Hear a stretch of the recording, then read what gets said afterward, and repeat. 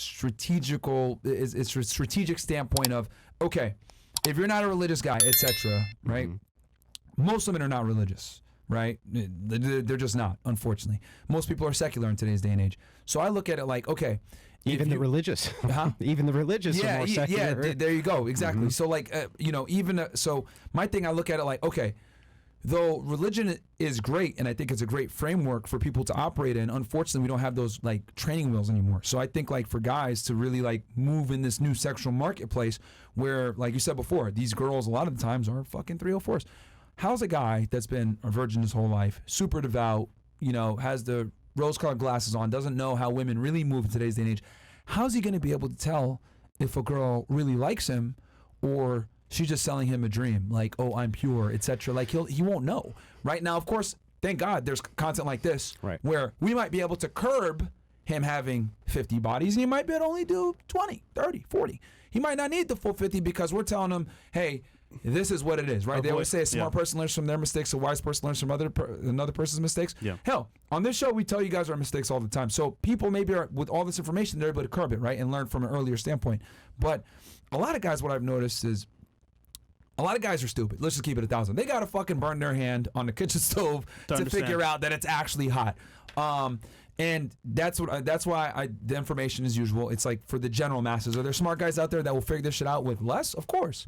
But I think for most guys, especially as hard-headed guys, with 50 chicks under your belt, man, you should at least be able to figure out the girls that are worth a relationship versus the ones aren't. And then most importantly, the girls that are trying to sell you a dream of, oh, I'm pure, etc. And you find out that they're a 304. I have a question, Andrew. How would you solve this issue?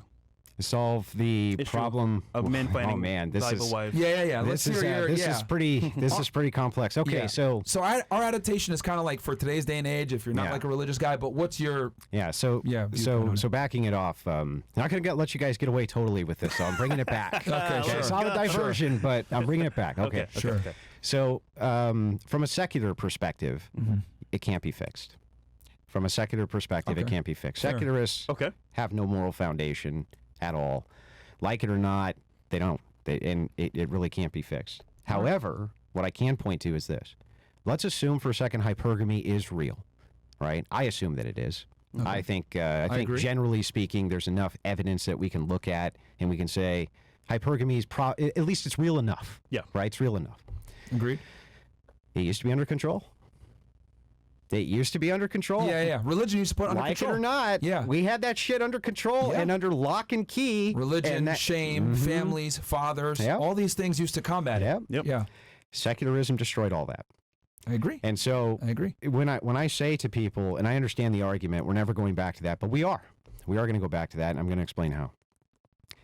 It's not going to be in our generation, but if you look at the birth rates, the global birth rates, they're in massive, rapid decline, and it's a problem most people have no idea about yet, how bad the population collapse is really going to be. It's very bad, especially the Western countries. But you know these stats.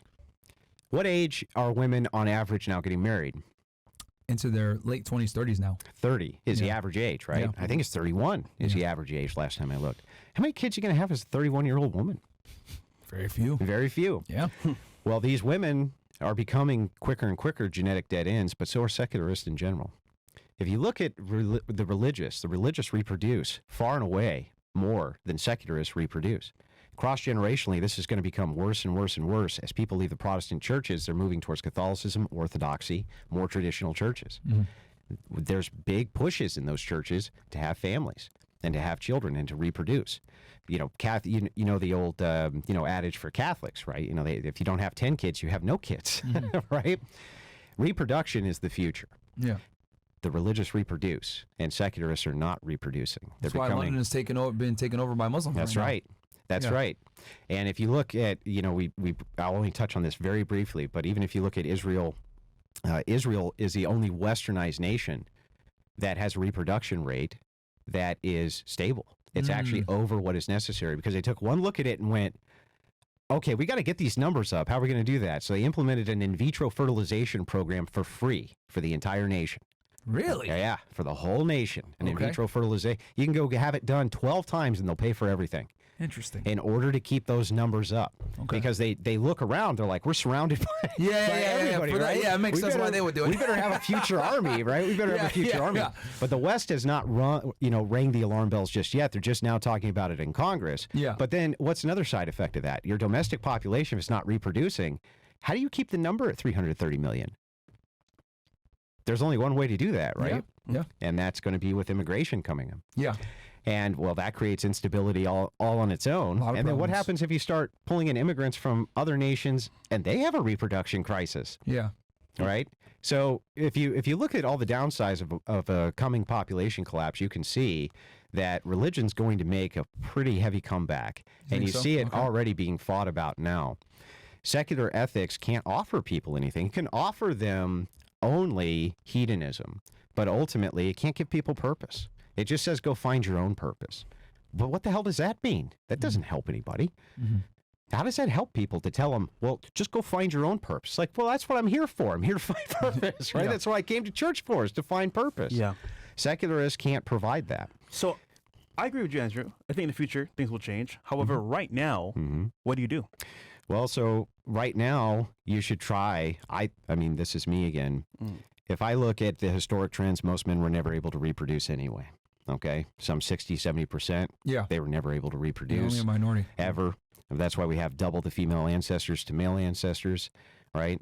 I would still say that the best thing that you can do is to try to live an integrity-filled life, and that at the end of that life, regardless of how it went, right? Maybe you didn't get that hedonistic pleasure that you wanted, but neither did your ancestors. They didn't get that either. Mm-hmm. And I think hypergamy has always been this thing, this issue, and that women have been this way. We have Helen of Troy to look at. We have Samson and Delilah to look at. We know that this is the nature of women. But Yeah. we also know that most men were never able to reproduce, Yeah. ever. And most of the women that we have right now, if we have men going out and turning out hoes, if we have them going out and turning out hoes, doesn't that hurt the future men? You know what I mean? Who want to lay down and marry these women? If we're going out and turning them out, that seems like it's counterproductive to me. I see your perspective. I could also argue though they've already been turned out. like no, they're already there. They already made. to Yeah, make well, I easy mean, there hoes. had to be a ground zero.